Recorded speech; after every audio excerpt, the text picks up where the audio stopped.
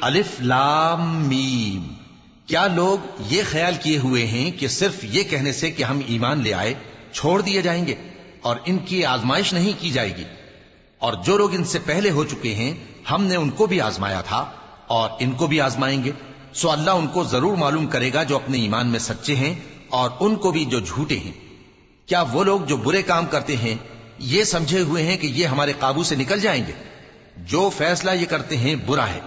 جو شخص اللہ کی ملاقات کی امید رکھتا ہو تو اللہ کا مقرر کیا ہوا وقت ضرور آنے والا ہے، اور وہ سننے والا ہے، جاننے والا ہے۔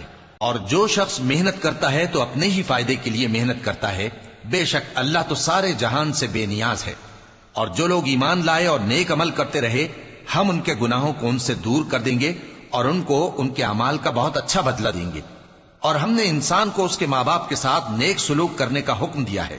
اے مخاطب، اگر تیرے ماں باپ تجھے مجبور کریں کہ تو میرے ساتھ کسی کو شریک بنائے جس کی حقیقت کی تجھے واقفیت نہیں، تو ان کا کہا نہ مانیو۔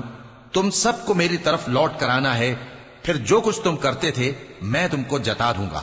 اور جو لوگ ایمان لائے اور نیک عمل کرتے رہے ان کو ہم نیک لوگوں میں داخل کریں گے۔